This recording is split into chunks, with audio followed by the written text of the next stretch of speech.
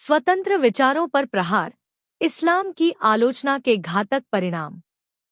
यह लेख अदिति जोशी के द्वारा लिखा गया है।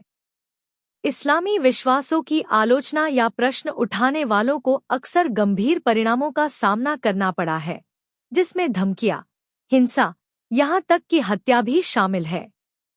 यह निरंतर दमन अभिव्यक्ति की स्वतंत्रता, व्यक्तिगत सुरक्षा और वैचारिक उग्रवाद के बढ़ते प्रभाव को लेकर गंभीर चिंताएं उत्पन्न करता है।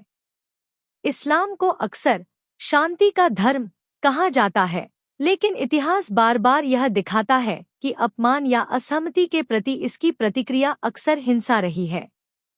आलोचकों को दी जाने वाली मौत की धमकियों से लेकर ईशनिंदा के आरोपों पर भीड़ द्वारा की गई हिंसा तक, इस्लामी समाजों में विरोधी विचारों के प्रति असहिष्णुता लगातार बनी हुई है। आधुनिक समाजों ने उदारवाद और स्वीकृति की दिशा में प्रगति की है, लेकिन इस्लाम के भीतर आलोचना को लेकर प्रतिक्रियाएं आज भी लगभग अपरिवर्तित बनी हुई हैं। यह लेख इस विरोधाभास के ऐतिहासिक, वैचारिक और समकालीन पहलुओं का विश्लेषण करता है। इस्लामी सिद्धांत में हिंसा की ऐतिहासिक जड़ें। इस्लामी ग्रंथों और परंपराओं में आलोचना और धर्मत्याग के प्रति हिंसक प्रतिक्रियाओं की नींव रखी गई है। जिहाद की अवधारणा, जिसे अक्सर सशस्त्र संघर्ष के रूप में व्याख्यायित किया जाता है, इस्लामी शिक्षाओं में गहराई से निहित है।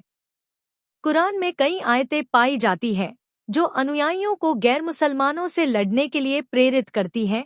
सूरा अत-तौबा 9:05 1 और हदीस में धर्मत्यागियों को मौत की सजा देने की बात कही गई है। सही बुखारी 52-256 2। इस्लाम की प्रारंभिक अवधि में ही असहमति को दबाने की परंपरा स्थापित कर दी गई थी। हदीस और इस्लामी इतिहास के अनुसार पैगंबर मोहम्मद ने कई आलोचकों की हत्या का आदेश दिया, जिनमें काब इब्न अशरफ और अस्मा बिन्त मरवान शामिल थे, जिससे हिंसक प्रतिशोध का एक उदाहरण स्थापित हुआ। 3, 4, 7वीं और 8वीं शताब्दी में इस्लामी विजयों के दौरान बल प्रयोग से इस्लामी शासन के विस्तार और नियंत्रण की भूमिका और मजबूत हुई। यह परंपरा आज भी जारी है, क्योंकि कई इस्लामी देशों में ईशनिंदा और धर्मत्याग अब भी मृत्यु दंड योग्य अपराध माने जाते हैं। इस्लामी भीड़ द्वारा की जाने वाली हिंसा का सबसे चौंकाने वाला रूप ईशनिंदा या अपमान के आरोपों पर होने वाली गैरन्यायिक हत्याएं हैं। पाकिस्तान जैसे देशों में मात्र संदेह के आधार पर लोगों को उग्र भीड़ द्वारा निर्ममता से मारा जा सकता है, जो कानूनी प्रक्रियाओं को पूरी तरह नजरअंदाज कर देती है। उदाहरण के लिए, एक ईसाई महिला एशिया बीबी पर झूठा ईशनिंदा का आरोप लगाया गया था और उसे लगभग 1 दशक तक मौत की सजा का सामना करना पड़ा, हालांकि बाद में उसे निर्दोष करार दिया गया। लेकिन इस्लामी चरमपंथी गुटों ने उसकी मौत की मांग करते हुए पूरे देश में दंगे और हिंसक प्रदर्शन किए। 5. इसी तरह पाकिस्तान में ही 2017 में एक विश्वविद्यालय छात्र मशाल खान पर ईशनिंदा का आरोप लगाया गया और उसे उसके सहपाठियों द्वारा पीट कर मार दिया गया। बाद की जांच में पता चला कि वह निर्दोष था, लेकिन उसकी हत्या का कई लोगों ने खुलेआम समर्थन किया। 6. 2015 में बांग्लादेश में नास्तिक ब्लॉगर और लेखक अभिजीत रॉय की भीड़ ने निर्ममता से हत्या कर दी, क्योंकि उन्होंने धर्मनिरपेक्षता का समर्थन किया और इस्लाम की शिक्षाओं पर सवाल उठाए। उनके हत्यारों ने इसे इस्लाम की रक्षा का कार्य बताया। 7. 8. कट्टरपंथी हिंसा की वैश्विक लहर। इन और इसी तरह के अन्य मामलों को देखने के बाद एक बात स्पष्ट होती है, इस्लाम एक प्रतिक्रियावादी धर्म के रूप में असहमति को स्वीकार नहीं करता। यह भय के माध्यम से अपना प्रभुत्व बनाए रखता है और अपने आलोचकों को चुप कराने के लिए हिंसा, यहाँ तक कि हत्याओं का सहारा लेता है। इतिहास से लेकर वर्तमान तक इस्लाम की शिक्षाओं और परंपराओं पर सवाल उठाने वाले किसी भी व्यक्ति को गंभीर परिणाम भुगतने पड़े हैं। थियो वान गॉग हत्या 1957 से 2004। डच फिल्म निर्माता थियो वान गॉग इस्लाम में महिलाओं के प्रति व्यवहार के कट्टर आलोचक थे। उन्होंने अयान हिरसी अली के साथ मिलकर सबमिशन नामक फिल्म बनाई, जिसमें कुरान की आयतों को एक महिला के शरीर पर प्रोजेक्ट करके घरेलू हिंसा और उत्पीड़न को उजागर किया गया था। 2 नवंबर 2004 को डचमोरक्कन इस्लामवादी मोहम्मद बॉयरी ने थियो वान गॉग की बेरहमी से हत्या कर दी।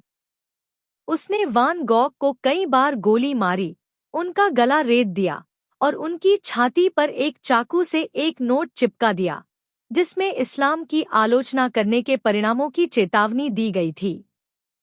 9 चार्ली एब्दो नरसंहार 2015। फ्रांसीसी व्यंग्य पत्रिका चार्ली हेब्डो पर 7 जनवरी 2015 को इस्लामी आतंकवादियों सईद और शरीफ कौआची ने हमला किया, जिसमें 12 लोगों की हत्या कर दी गई, जिनमें प्रमुख संपादकीय सदस्य भी शामिल थे। यह हमला पैगंबर मोहम्मद के कार्टून प्रकाशित करने के जवाब में किया गया था, जो लंबे समय से इस पत्रिका की व्यंग्यात्मक सामग्री का हिस्सा थे। इस हत्याकांड ने अभिव्यक्ति की स्वतंत्रता और धार्मिक असहिष्णुता पर वैश्विक बहस छेड़ दी, लेकिन इस्लाम की आलोचना करने वालों के खिलाफ धमकियां जारी रहीं। 10, 11, 12, 13 सैमुअल पैटी की हत्या 1973 से 2020। फ्रांस के स्कूल शिक्षक सैमुअल पैटी को अभिव्यक्ति की स्वतंत्रता पर एक पाठ पढ़ाने के कारण निशाना बनाया गया, जिसमें उन्होंने चार्ली हेब्डो के मोहम्मद के कार्टून पर चर्चा की थी। 16 अक्टूबर 2020 को एक 18 वर्षीय चेचन शरणार्थी ने पैटी का उनके स्कूल के बाहर सिर काट दिया। हमलावर को ऑनलाइन इस्लामी प्रचार के माध्यम से उकसाया गया था, जिसने झूठा दावा किया था कि पैटी ने इस्लाम का अपमान किया था। उनकी भयानक हत्या इस बात को दर्शाती है कि इस्लाम से संबंधित मुद्दों को पढ़ाने वाले शिक्षकों को कितना गंभीर खतरा हो सकता है। 14, 15 नूपुर शर्मा को छिपने के लिए मजबूर किया गया 2022। 2022 में भारत की सत्तारूढ़ भाजपा की प्रवक्ता नूपुर शर्मा ने एक टेलीविजन बहस के दौरान इस्लाम और पैगंबर मोहम्मद के बारे में कुछ टिप्पणियां की। उनके बयान से अंतर्राष्ट्रीय स्तर पर भारी आक्रोश, कूटनीतिक तनाव और हिंसक विरोध प्रदर्शनों की लहर उठी। कई इस्लामी संगठनों ने उन्हें जान से मारने की धमकियां दी, जिसके कारण उन्हें पुलिस सुरक्षा के तहत छिपने के लिए मजबूर होना पड़ा। वह भले ही बच गईं, लेकिन उनका मामला इस बात को उजागर करता है कि इस्लाम की मात्र मौखिक आलोचना भी चरमपंथी और हिंसक प्रतिक्रियाएं भड़का सकती है।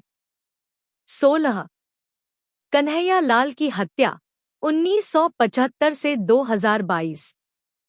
राजस्थान के उदयपुर में एक हिंदू दर्जी कन्हैया लाल की 28 जून 2022 को 2 इस्लामवादियों मोहम्मद रियाज अत्तारी और गौस मोहम्मद द्वारा बेरहमी से हत्या कर दी गई। उनका अपराध? सोशल मीडिया पर नूपुर शर्मा के बयानों का समर्थन करना। हमलावरों ने उनका गला काटते हुए एक वीडियो रिकॉर्ड किया और बाद में इस हत्या को ईशनिंदा का बदला बताया। इस विभत्स हत्या ने पूरे भारत में झटका दिया और यह दिखाया कि इस्लाम की आलोचना करने वालों को कितनी गंभीर जानलेवा धमकियां मिल सकती हैं। 17 इस्लामी चरमपंथी समूह असहमति को कैसे दबाते हैं? जहां भीड़ द्वारा की गई हिंसा और लिंचिंग समाज में गहराई से फैली मानसिकता को दर्शाते हैं, वहीं संगठित इस्लामी समूह इस तरह की हिंसा को योजनाबद्ध तरीके से अंजाम देते हैं। ये समूह राज्य अथवा गैर-राज्य एजेंसियों के रूप में धार्मिक प्रभुत्व स्थापित करने के लिए हिंसा को एक हथियार के रूप में इस्तेमाल करते हैं। ISIS, अल-कायदा और तालिबान जैसे संगठन सामूहिक दंड की रणनीति अपनाकर आलोचकों को दबाते हैं और कठोर दमन से अपना नियंत्रण बनाए रखते हैं। इस्लामिक स्टेट, ISIS, अपनी सार्वजनिक हत्याओं के लिए कुख्यात हो गया, जहां इस संगठन ने धर्मत्याग, ईश-निंदा या पश्चिमी शक्तियों के साथ सहयोग के आरोप में लोगों के सिर काटने, पत्थर मारने और जिंदा जलाने जैसी बर्बर सजाएं दी। इन हत्याओं को जानबूझकर प्रसारित किया गया ताकि भय फैलाया जा सके और सत्ता को मजबूत किया जा सके। इसी तरह अफगानिस्तान में तालिबान इस्लाम के प्रति किसी भी कथित अपमान पर कठोर दंड, यहाँ तक कि मौत की सजा तक लागू करता है, जिससे उनका सख्त धार्मिक शासन और मजबूत होता है। वहीं अल-कायदा जैसे जिहादी नेटवर्क ने थियो वान गॉग और सलमान रुश्दी जैसे इस्लाम की आलोचना करने वाले व्यक्तियों की लक्षित हत्याओं की साजिश रची, जिनमें से कुछ हमले सफल रहे और कुछ विफल। ये समूह केवल आतंकवादी संगठनों के रूप में ही नहीं, बल्कि कुछ इस्लामी समाजों में व्याप्त भीड़ मानसिकता के चरम रूप के रूप में भी कार्य करते हैं, जहां हिंसा न केवल दंड देने का एक साधन है, बल्कि सत्ता मजबूत करने का जरिया भी बन जाता है। स्वतंत्र अभिव्यक्ति और इस्लामी असहिष्णुता। जबकि बाकी दुनिया अधिक स्वतंत्रता और खुली सोच की ओर बढ़ रही है, इस्लामी असहिष्णुता अब भी गहराई से जमी हुई है, जो अभिव्यक्ति और विश्वास पर पुराने प्रतिबंधों को बनाए रखती है। जहां धर्मनिरपेक्ष लोकतंत्र स्वतंत्र विचारों और बहुलतावाद को बढ़ावा देते हैं, वहीं कई इस्लामी समाज अब भी कठोर ईशनिंदा कानूनों को लागू करते हैं, जिनके परिणामस्वरूप गंभीर और अक्सर हिंसक दंड दिया जाता है। यूरोप में, जहां सभी धर्मों की आलोचना को कानूनी संरक्षण प्राप्त है, इस्लामी समूह अक्सर सेंसरशिप की मांग करते हैं और कई बार अपने विश्वासों की जांच परख होने पर हिंसा पर उतर आते हैं। मध्य पूर्व और दक्षिण एशिया में धर्मत्याग और ईशनिंदा आज भी कई देशों में मौत की सजा के योग्य अपराध माने जाते हैं, जिससे भय और जबरन धार्मिक अधीनता की संस्कृति को बढ़ावा मिलता है। वैश्विक स्तर पर इस्लामी राष्ट्र लगातार संयुक्त राष्ट्र के माध्यम से अंतर्राष्ट्रीय ईशनिंदा कानूनों को लागू करने की कोशिश करते रहे हैं, ताकि अपनी धार्मिक निषेधाज्ञाओं को वैश्विक स्तर पर लागू किया जा सके। पश्चिमी देशों में मिली स्वतंत्रता का लाभ उठाने के बावजूद कट्टरपंथी मुस्लिम अक्सर इस्लामी मान्यताओं पर सवाल उठाए जाने या उनकी आलोचना होने पर हिंसक प्रतिक्रिया देते हैं। स्वीडन में कुरान जलाने जैसी घटनाएं, जो स्वतंत्र अभिव्यक्ति के अधिकार के तहत कानूनी रूप से सुरक्षित थी, इस्लामवादियों द्वारा जानलेवा धमकियों और हत्या के प्रयासों का कारण बनी, जिसमें सालवान मोमिका सबसे प्रमुख उदाहरण है।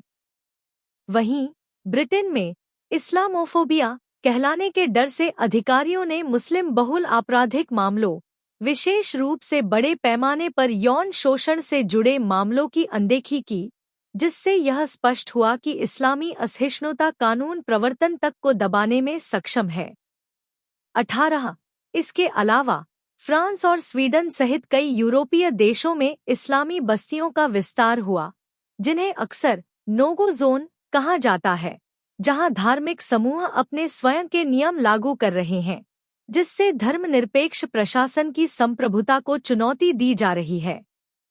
सालवान मोमिका हत्या मामला।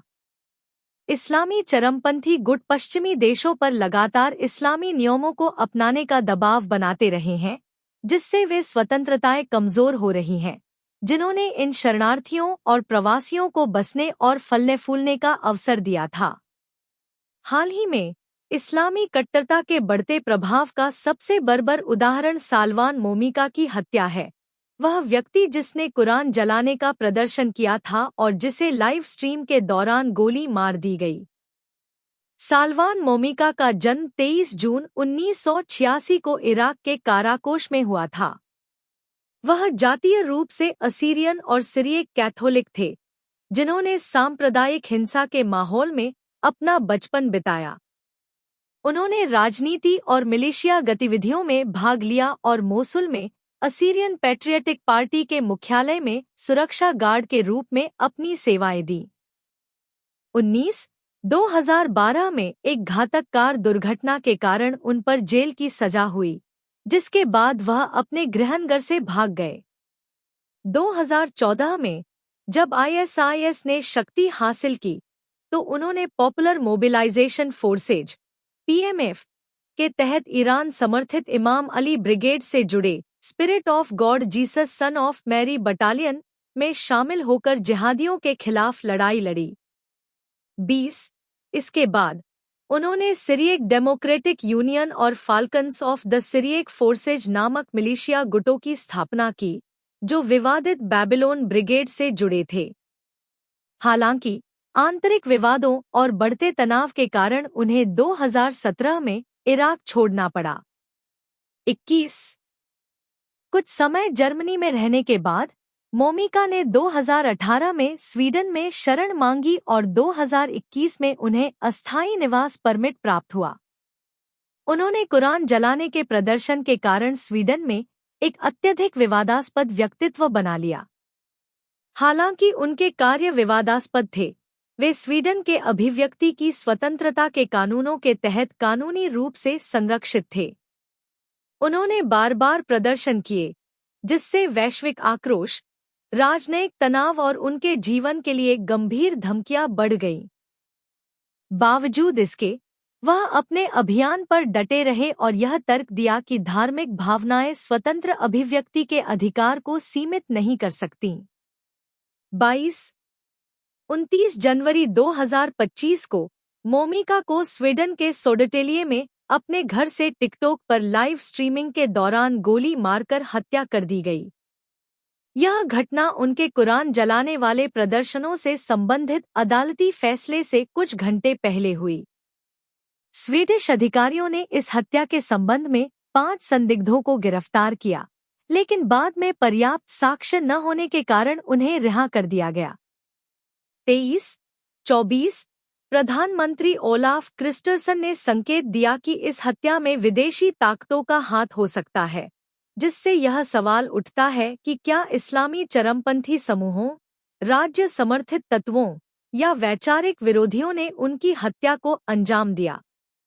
मोमिका के कार्यों को लेकर किसी की भी व्यक्तिगत राय हो, लेकिन उनकी हत्या अभिव्यक्ति की स्वतंत्रता पर बढ़ते खतरे को उजागर करती है और इस बात को रेखांकित करती है कि धार्मिक विश्वासों को चुनौती देना आज भी कितना खतरनाक हो सकता है।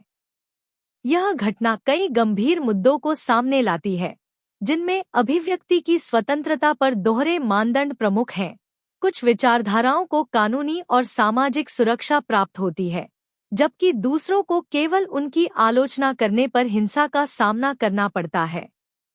इसके अलावा यह सरकारों की जिम्मेदारी पर भी सवाल उठाता है कि क्या वे अपने नागरिकों को उनकी कानूनी स्वतंत्रता का उपयोग करने के दौरान पर्याप्त सुरक्षा प्रदान कर पा रही हैं।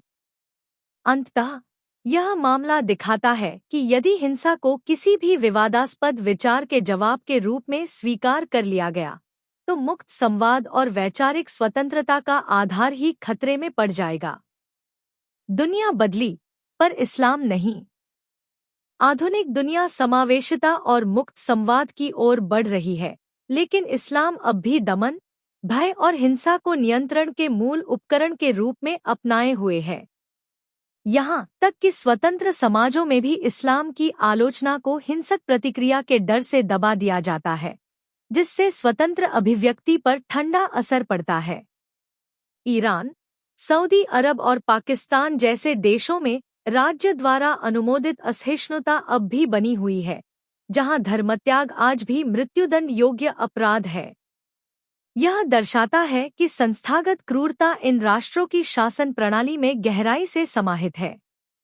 भीड़ हिंसा, आतंकवादी हमलों या दमनकारी सरकारी नीतियों के माध्यम से इस्लाम ने लगातार असहमति के प्रति हिंसक प्रतिक्रिया को उचित ठहराया है, जो आधुनिक सुधारों के दबाव के बावजूद इसकी वैचारिक कठोरता को मजबूत करता है।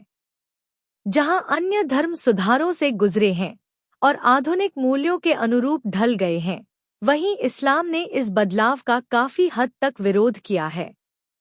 यह एक ऐसी विचारधारा से चिपका हुआ है जहां असहमति का सामना तर्क और बहस से नहीं, बल्कि हिंसा से किया जाता है।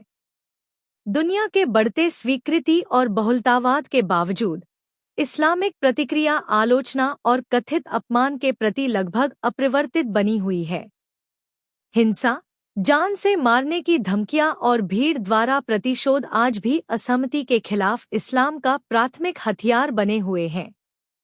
यदि वैश्विक समुदाय स्वतंत्र अभिव्यक्ति के मूल्यों को बनाए रखना चाहता है, तो उसे इस विरोधाभास का सामना करना होगा और उन तत्वों की जवाबदेही तय करनी होगी जो भय और बलपूर्वक आलोचना को दबाने का प्रयास करते हैं। संदर्भ